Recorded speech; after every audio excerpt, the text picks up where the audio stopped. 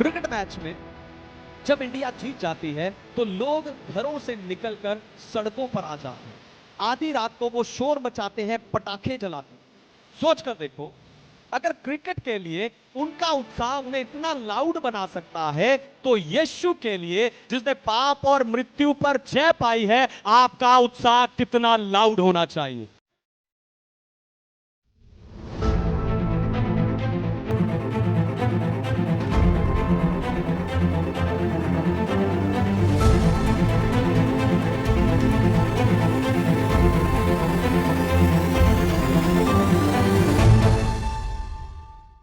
मेरे साथ निकालिए मत्ती रचित सुसमाचार उसका 5 अध्याय और 14 वचन। Gospel of Matthew chapter 5 verse 14। तुम जगत की ज्योति हो। जो नगर पहाड़ पर बसा हुआ है वह छिपा नहीं रह सकता।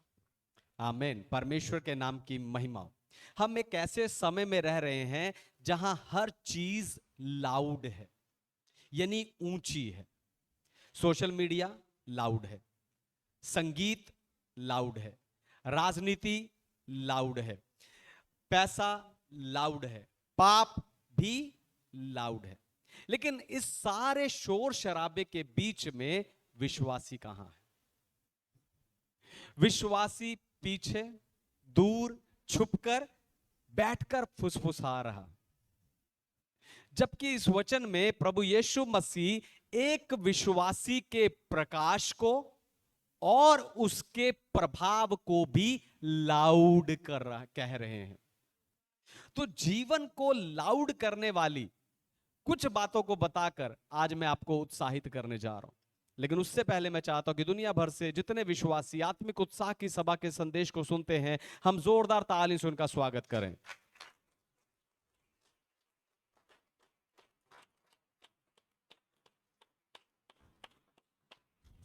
तो सबसे पहली बात है, अपने चरित्र को लाउड यानी ऊंचा करो। अपने चरित्र को लाउड यानी ऊंचा करो। में से निकालिए पहला पत्रस की पत्री उसका 2 अध्याय और 12 वचन। 1 पीटर चैप्टर 2 वर्स 12।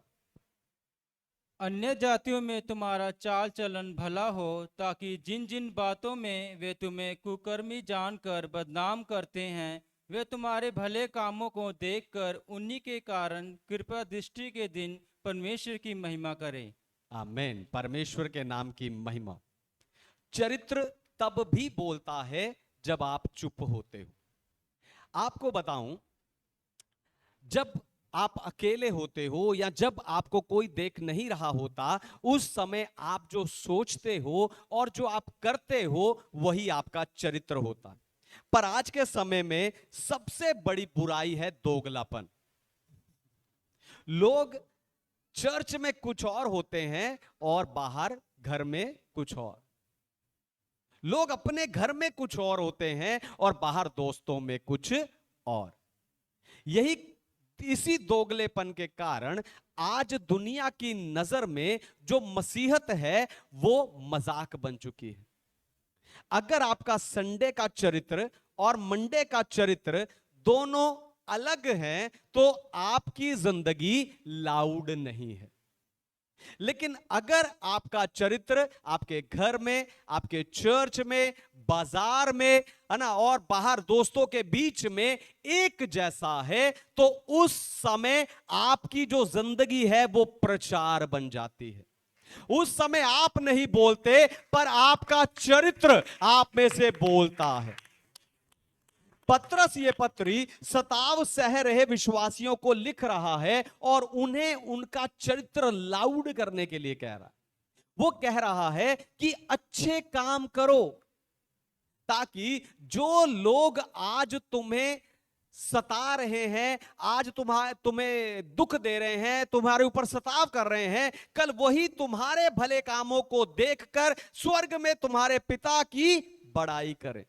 यानी चर्च का प्रचार आधे घंटे का होता है, पर आपकी चरित्र का प्रचार 24 घंटे का है। Hallelujah, hallelujah. दोबारा सुनिए, ध्यान सुनिए। चर्च का प्रचार आधे घंटे का प्रचार होता है, लेकिन आपका चरित्र 24 घंटे का प्रचार है। इसलिए आपको अपने चरित्र को लाउड करने की जरूरत है। और चरित्र लाउड होता है जब आप अपने वायदे को पूरा करते। फिर उस वायदे को पूरा करना आपके लिए कितना भी मुश्किल हो, लेकिन आप अपने चरित्र को ऊंचा करने के लिए जरूर उसे पूरा करते। जब आप हमेशा सच बोलते, फिर चाहे कोई आपका कितना भी अपना कितना भी प्यारा हो, आप उसके लिए झूठ नहीं बोलते, आप अपना चरित्र लाउड करते। जब आप अपने काम में अपने पैसे में ईमानदार होते हो, तब आपका चरित्र लाउड होता है। तब आपका चरित्र। एक मसीही भाई को एक ऑफिस में जॉब मिली और वहां पर रिश्वत लेना एक आम बात थी। उस ऑफिस के सब लोगों ने उस भाई पर अपना हिस्सा लेने के लिए जोर डाला, लेकिन वो सबको बिना किसी झगड़े के, बिना किसी वाद विवाद के मना करता रहा। और सालों बाद वहां से एक सीनियर ऑफिसर रिटायर हुआ और उसने उस भाई से कहा कि मैंने कभी परमेश्वर को तो नहीं देखा, लेकिन तेरा चरित्र देखकर लगता है कि तेरा परमेश्वर सच में है। हालेलुया। आप देखो, उस भाई ने अपने मुंह से प्रचार नहीं किया, पर अपने चरित्र से प्रचार किया। लेकिन कई लोग परिस्थिति के गुलाम हो जाते हैं। हालेलुया। कई लोग अपनी परिस्थिति के गुलाम बन जाते हैं। इजराइली मिस्र में गुलाम कैसे बने? बाइबल कहती है जब वहां पर एक ऐसा फिरौन आया जो यूसुफ को नहीं जानता था, यानी यूसुफ के चरित्र को नहीं जानता था, तब उसने देखा कि मेरे अपने देश में बाहर के लोग, इब्री लोग बढ़ते जा रहे हैं, और उसने उन सबको गुलाम बना लिया। ऐसे ही, ठीक ऐसे ही, जब आप अपने परमेश्वर का, अपने प्रभु का, अपने पास्टर का और अपने खुद का चरित्र याद नहीं रखते, तब आपकी परिस्थिति आपको अपना गुलाम बना लेती है। इसलिए अपने चरित्र को देखो, अपने चरित्र को ध्यान से देखो कि वो घर में, बाहर, चर्च में, लोगों के बीच में एक है या अलग। अगर आपको उसमें कोई भी कमी नजर आती है तो उसे परमेश्वर के सामने लेकर जाओ, प्रभु से माफी मांगो और अपने आप को बदलो। आप देखना, कुछ ही दिनों में आपका चरित्र लाउड हो जाएगा। Hallelujah, hallelujah. दूसरी बात, आपका विश्वास लाउड यानी ऊंचा होना चाहिए। आपका विश्वास लाउड यानी ऊंचा होना चाहिए। पढ़िए इब्रानी की पत्री अध्याय 11 वचन 1, हिब्रूज चैप्टर 11 वर्स 1।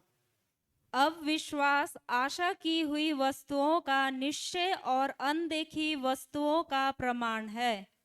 आमीन। परमेश्वर के नाम की महिमा हो। तो विश्वास सिर्फ एक भावना नहीं है, पर यह जिंदगी जीने का ढंग है। हालेलुया। विश्वास सिर्फ एक भावना नहीं है, पर यह जिंदगी जीने का ढंग है। और इस ढंग की गुणवत्ता, ध्यान सुनिए, इस ढंग की गुणवत्ता इसके लाउड होने से दिखाई देती है, क्योंकि विश्वास कभी खामोश नहीं रह सकता। हालेलुया। विश्वास कभी खामोश नहीं रह सकता। वचन खुद कह रहा है कि विश्वास अनदेखी वस्तुओं का दृढ़ता से प्रमाण देता है।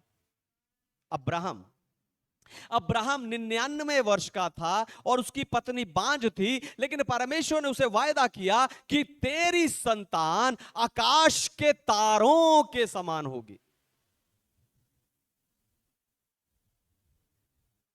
आकाश के तारों के समान होगी। ऐसी परिस्थिति में, ऐसे हालातों में दुनिया का विश्वास क्या कहेगा? इम्पॉसिबल, हो ही नहीं सकता। पर आपको बताऊं, अब्राहम दुनिया के डराने से नहीं डरा। हालेलुया। अब्राहम दुनिया के डराने से नहीं डरा। ऐसा नहीं है कि उनके दोनों के मन में कभी शक नहीं आया होगा, उनके मन में शक आया होगा, लेकिन उन्होंने परमेश्वर के वायदे पर विश्वास रखा, परमेश्वर के वायदे पर खड़े रहे, यानी उस वायदे पर विश्वास के साथ लाउड रहे। Hallelujah, hallelujah. आज बहुत से विश्वासियों का विश्वास साइलेंट मोड पर है। हालेलुया। आज बहुत से विश्वासियों का विश्वास साइलेंट मोड पर है। वो प्रार्थना करते हैं पर धीरे धीरे, जैसे परमेश्वर सो रहा है, उनके जोर से बोलने से कहीं उठ ना जाए। पर आपको बताऊं, बाइबल कहती है हमारा परमेश्वर ना ऊँगता है ना सोता है। वो आराधना करते हैं लेकिन आधे अधूरे मन के साथ। अगर मैंने खुल के आराधना कर दी तो साथ वाला पता नहीं क्या सोचेगा। वो गवाही देने से डरते हैं, शर्माते हैं कि दूसरा बाद में मेरा मजाक उड़ाएगा। पर आपको बताऊं, ये विश्वास नहीं है, डर है। हालेलुया। ये आपका विश्वास नहीं है, ये अगर आप एक ऐसे मसीही हैं तो ये आप विश्वासी नहीं है, आप डरपोक हैं। लाउड विश्वास का अर्थ है जब डॉक्टर बुरी खबर दे उसके बाद भी चंगा करने वाले परमेश्वर के बारे में दूसरों को बताना। जब आपके पास काम नहीं है उस समय भी मुहैया करने वाले परमेश्वर का प्रचार करना। जब घर में तूफान आया हो, रिश्तों में तूफान आया हो, झगड़ा हो, फिर भी चर्च आके आराधना करना। यानी लाउड विश्वास हर हाल में भरोसा करता है कि जिसने वायदा किया है वही पूरा करेगा। हालेलुया। आपने कभी किसी रॉकेट को स्पेस में जाते देखा?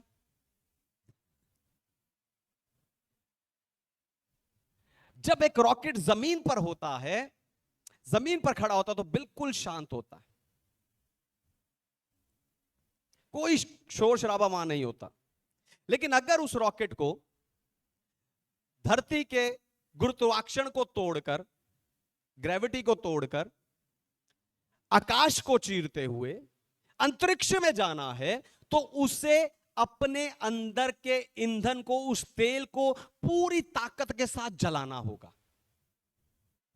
और जब उस रॉकेट का इंजन स्टार्ट होता है तो वहां पर खामोशी नहीं रहती, वहां एक बड़ी गर्जन होती है, एक लाउड आवाज आती है, इतना धुआं, इतनी आग निकलती है कि वहां की पूरी जमीन हिल जाती है।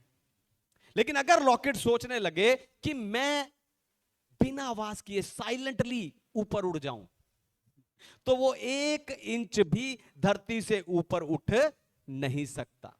ठीक ऐसे ही जब आपके हालात आपको नीचे खींच रहे हैं, जब डॉक्टर की रिपोर्ट आपको डरा रही है, उस समय पर आपका साइलेंट विश्वास आपकी जिंदगी में काम नहीं करेगा। हालेलुया।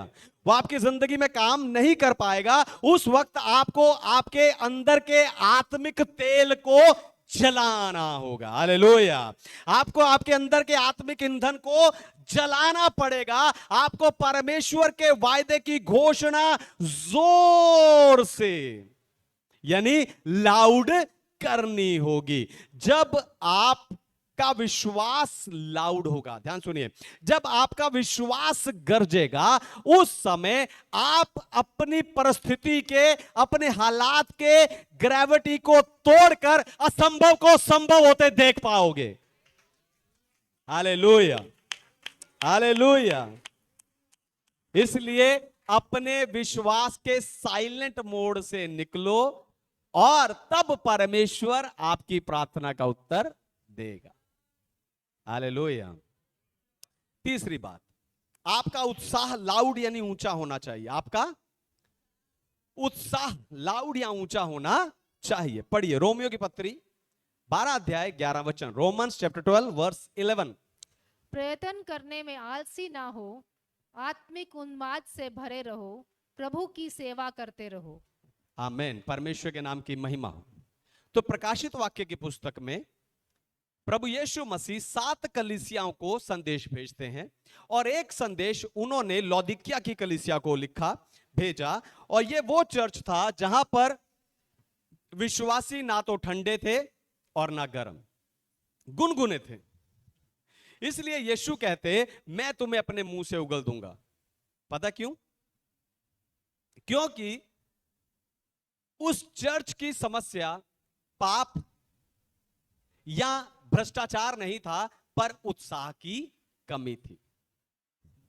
उत्साह की कमी थी। उन्होंने उत्साह उनके अंदर कम होता गया। क्यों? क्योंकि वो आरामदायक तरीके से रह रहे थे, कोई मुश्किल कोई परेशानी नहीं थी, आरामदायक तरीके से रह रहे थे, अच्छे से रह रहे थे, इसलिए वो गुनगुने हो गए। यही आज कई विश्वासियों का हाल है। उन्होंने यीशु पर विश्वास करके उसे अपना उद्धारकर्ता मान लिया, उद्धार पा लिया, लेकिन उनमें उत्साह नहीं है। हालेलुया। वो चर्च आते हैं पर आराधना नहीं करते, वो बाइबल पढ़ते हैं पर बिना भूख के। यही गुनगुनी मसीहत है, और ये किसी को, बाहर वालों को आकर्षित नहीं करती, पर उन्हें पीछे हटाती है। पौलुस कह रहा है कि आत्मिक उन्माद से भरकर, यानी उत्साहित होकर प्रभु की सेवा करो। आपको बताऊं, परमेश्वर के लिए, वचन प्रार्थना के लिए, चर्च के लिए और आत्माओं को जीतने के लिए आपके अंदर का उत्साह आपके अंदर की आग को दिखाता है। Hallelujah, hallelujah.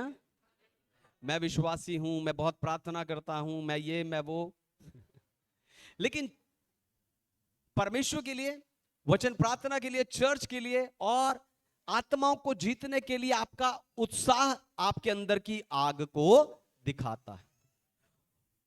और जब वो आग लोगों को दिखाई देती है तो दूसरे लोग आपकी ओर खींचे चले आते हैं। लेकिन जब एक विश्वासी ठंडा हो जाता है, जब एक विश्वासी ठंडा हो जाता है, उसमें उत्साह नहीं रहता, वो प्रचार सुनता है, आमीन भी बोलता है, घर चला जाता है और वापस वही जिंदगी जीता है।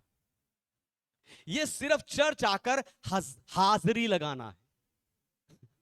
हालेलुया। चर्च आओ, प्रचार सुनो, आमीन बोलो, घर जाओ, फिर वही जिंदगी जियो, ये चर्च आकर सिर्फ हाजिरी लगाना है, मसीहत नहीं है। मसीहत क्यों? क्योंकि यीशु लाउड उत्साह चाहते हैं। यीशु ऐसा, यीशु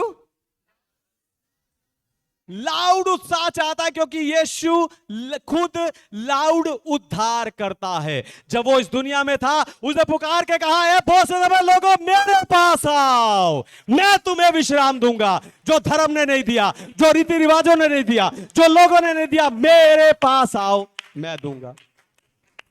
जब वो क्रूस पर था, उसने दोनों हाथ खोल के कहा, पूरा हुआ। जब वो स्वर्ग जा रहा था, चेले नीचे है, सो यीशु स्वर्ग जा रहे, उसने पुकार कर कहा होगा कि सारी पृथ्वी का अधिकार मुझे दिया गया है, इसलिए तुम जाओ, जाके लोगों को चेला बनाओ, सुसमाचार सुनाओ, बीमारों को चंगा करो, दुष्ट आत्माओं को निकालो, क्योंकि वो लाउड उद्धार करता है। हालेलुया।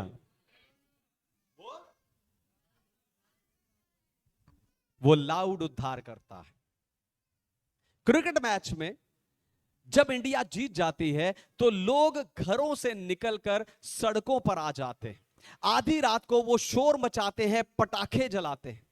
ऐसा करने के लिए उन्हें कोई जोर नहीं देता, उनके पास कोई लाउड स्पीकर या कोई ड्रेस कोड भी नहीं होता। होता है तो सिर्फ अपने देश और अपनी टीम के लिए उत्साह। सोच कर देखो, अगर क्रिकेट के लिए उनका उत्साह उन्हें इतना लाउड बना सकता है, तो यीशु के लिए, जिसने पाप और मृत्यु पर जय पाई है, आपका उत्साह कितना लाउड होना चाहिए। जिनका उत्साह ठंडा हो रहा है, जिनकी तालियां कम हो रही हैं, मैं आपको बता दूं, यीशु की पाप और मौत पर जीत आपकी भी जीत है। हालेलुया। चौथी बात, आपका प्रार्थना जीवन लाउड यानी ऊंचा होना चाहिए। आपका लाउड यानी ऊंचा होना चाहिए। पढ़िए याकूब की पत्री 5वां अध्याय 16 वचन, जेम्स चैप्टर 5 वर्स 16। इसलिए तुम आपस में एक दूसरे के सामने अपने अपने पापों को मान लो और एक दूसरे के लिए प्रार्थना करो, जिससे चंगे हो जाओ। धर्मी जन की प्रार्थना के प्रभाव से बहुत कुछ हो सकता है। आमेन, परमेश्वर के नाम की महिमा। तो प्रार्थना जीवन के बारे में लोगों की गलतफहमी यह है कि प्रार्थना परमेश्वर के साथ एक शांत और गुप्त बातचीत है। पर आपको बताऊं, आपकी प्रार्थना लाउड होनी चाहिए। आपकी प्रार्थना लाउड होने से मेरा अर्थ यह नहीं कि आप चिल्ला चिल्ला कर प्रार्थना करो, नहीं। लाउड होने से मेरा अर्थ है कि आप निरंतरता के साथ, निडर होकर, दृढ़ बने रहकर और पूरे उत्साह के साथ प्रार्थना करो। याकूब कह रहा है कि धर्मी जन की प्रार्थना के प्रभाव से बहुत कुछ हो सकता है। और अपनी पत्री में प्रार्थना के उदाहरण के लिए वो एलिया का उदाहरण लेता है। वो कहता है कि एलिया भी हमारे समान सुख दुख भोगी मनुष्य था, लेकिन जब उसने गिड़गिड़ाकर प्रार्थना किया तो कि बारिश ना हो, तो 3.5 साल तक बारिश नहीं हुई। फिर जब उसने प्रार्थना किया बारिश हो, तो बारिश हो गई। आप देखो, एक इंसान ने एक प्रार्थना किया, लेकिन मौसम पूरे देश का बदल गया। क्यों? क्योंकि एलिया की प्रार्थना लाउड थी। क्योंकि एलिया की प्रार्थना लाउड थी। और आपकी प्रार्थना तब लाउड होती है, ध्यान सुनिए, आपकी प्रार्थना तब लाउड होती है जब वो रूटीन से निकलकर रिलेशनशिप बन जाती है। जब आप परमेश्वर से ऐसे बात करते हो जैसे अपने पिता से।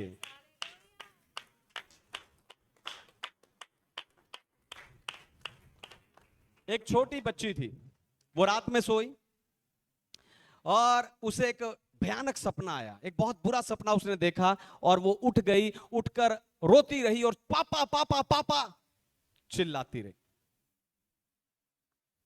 आप देखो, वो लड़की जब उठी होगी, उसने देखा मैं तो सपना देख रही हूं, पर वो दोबारा सोई नहीं। उसने सुबह होने का भी इंतजार नहीं किया कि मैं सुबह उठकर मम्मी पापा को बताऊंगी क्या बुरा सपना देखा, पर वो उसी समय पापा पापा पापा पापा चिल्लाती रही और पापा दौड़ कर आया। यही होती है लाउड प्रेयर। हालेलुया, यही होती है लाउड प्रेयर। आपका पिता परमेश्वर तब दौड़ा चला आता है जब आपकी प्रार्थना लाउड होती है।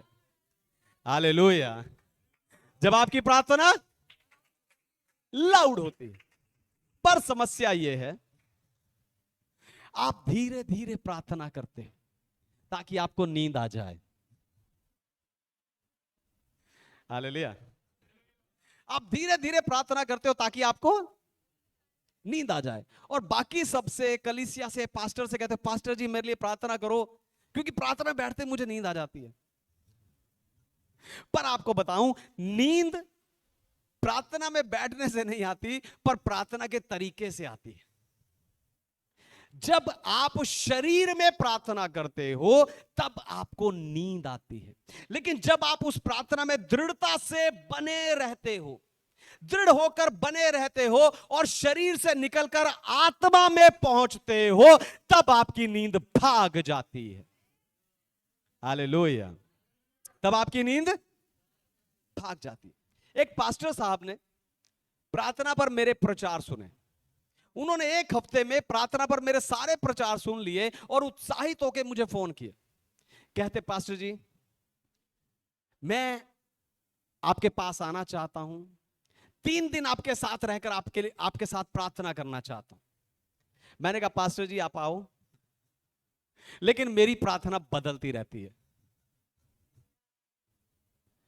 हालेलुया, मैंने कहा पास्टर जी आप आ सकते हैं, लेकिन मेरी प्रार्थना बदलती रहती है, वो कभी एक जैसी नहीं रहती। आपको बताऊं, मेरी प्रार्थना 1 हफ्ते से ज्यादा टिकती नहीं है। हालेलुया, 1 हफ्ते से ज्यादा नहीं चलती, क्योंकि जब मुझे लगता है मेरी प्रार्थना रूटीन बन रही है, रोज का वही आटा दाल चावल मैं मांग रहा हूं, जब मुझे लगता है कि मेरी प्रार्थना रूटीन बन रही है, जब मेरे प्रार्थना के लिए मेरा उत्साह कम हो रहा है, तो मैं प्रार्थना चेंज कर देता हूं, मैं कुछ और प्रार्थना करने लगता हूं, क्योंकि मैं चाहता हूं मेरा प्रार्थना जीवन लाउड रहे। Hallelujah, hallelujah. 5वीं और आखिरी बात, पहला और आखिरी सबको पसंद होता है ना, उस पे ज्यादा तालियां बजती हैं।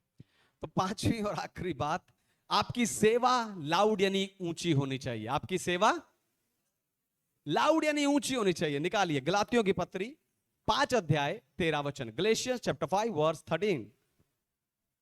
हे भाइयों, तुम स्वतंत्र होने के लिए बुलाए गए हो, परंतु ऐसा ना हो कि यह स्वतंत्रता शारीरिक कामों के लिए अवसर बने, वरन प्रेम से एक दूसरे के दास बनो। आमीन। परमेश्वर के नाम की महिमा। आपकी सेवा लाउड होनी चाहिए। और यहां सेवा से मेरा जो संबंध है, जो संबोधन है, वो चर्च के लीडर, वॉलंटियर, अशर और सेवादार हैं। आपको बताऊं, सेवा वो चीज है जो मसीह के जीवन को प्रकट करती है। हालेलुया। सेवा, चर्च आना, सेवा करना, दरी बिछाना, सफाई करना, है ना, ये साउंड तैयारी करना, आराधना, ये सारी चीजें जो हम कर रहे हैं, ये सेवा। तो ये सब चीजें क्या करती हैं? जब आप इन सेवा को करते हो, ये मसीह के जीवन को प्रकट करती। प्रचार तो कोई भी सुन सकता है, किसी को भी सुनाओ सुनेगा। एक किताब कोई भी पढ़ सकता है। अविश्वासियों के पास भी बाइबल्स हैं। प्रचार कोई भी सुन सकता है। अविश्वासी भी हमारा प्रचार इंटरनेट पर सुनते हैं। अविश्वासी भी बाइबल पढ़ता है। एक पुस्तक कोई भी पढ़ सकता है। लेकिन जब एक विश्वासी अपना समय, अपनी ताकत, अपना पैसा दूसरों के लिए बिना किसी इनाम के, बिना किसी कैमरे के, बिना किसी वाहवाही के खर्च करता है, वो सेवा लाउड होती है। हालेलुया। वही सेवा लाउड होती है। मत्ती 25 अध्याय में प्रभु यीशु मसीह न्याय के दिन का दृश्य बताते हैं।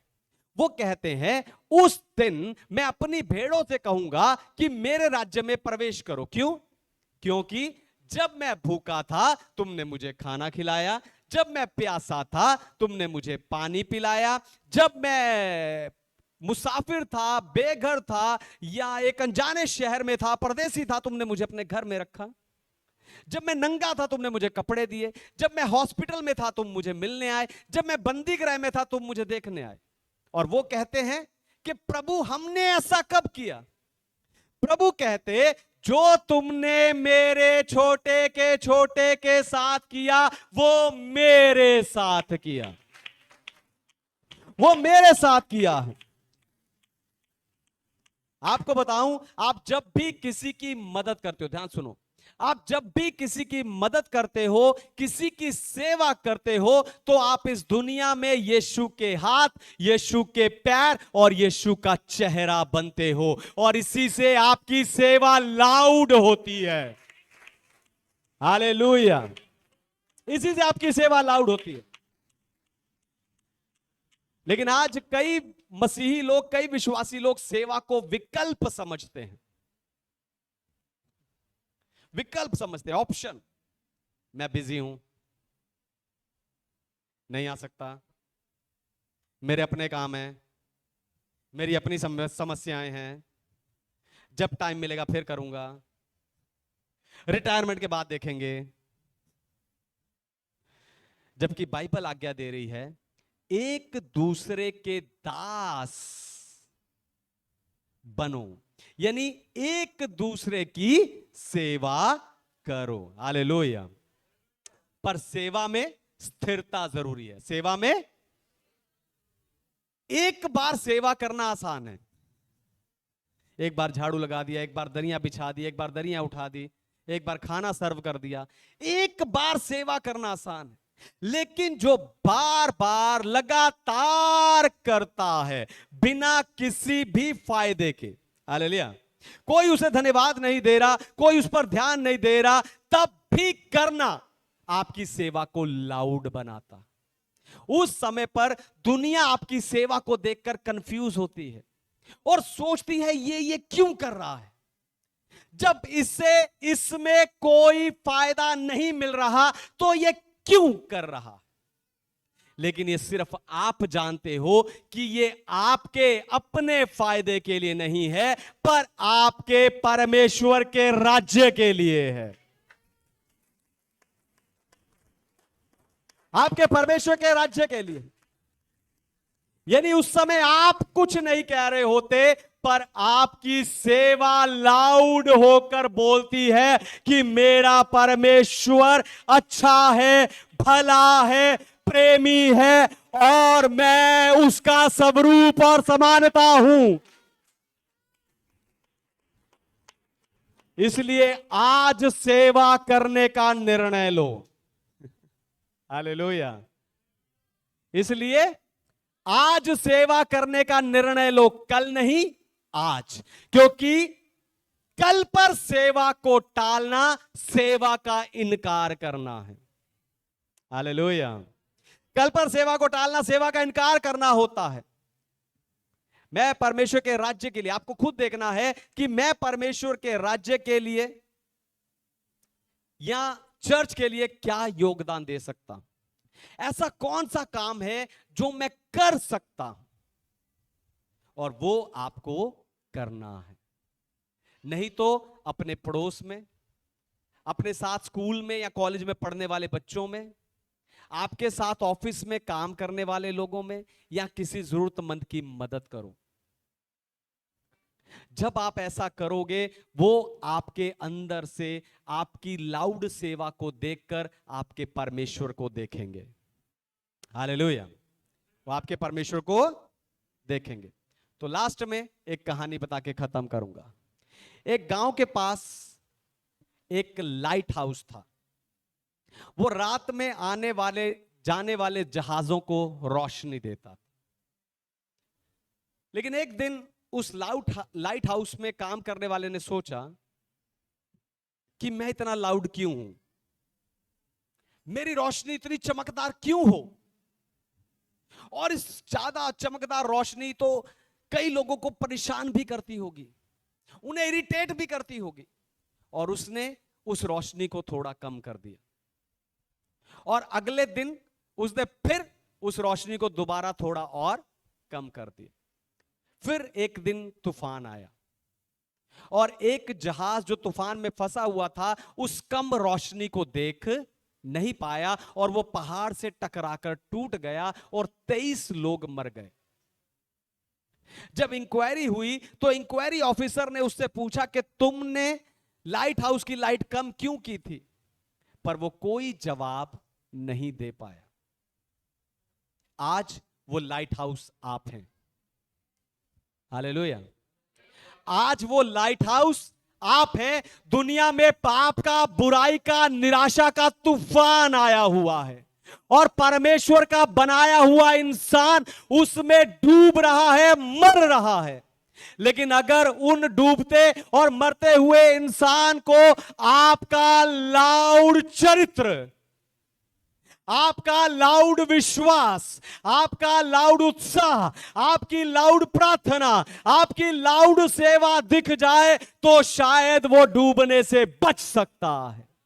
क्योंकि आप जगत की ज्योति हैं, वो डूबने से बच सकता है। इसलिए आपको अपने आप को लाउड करना है, अपनी जिंदगी को लाउड करना।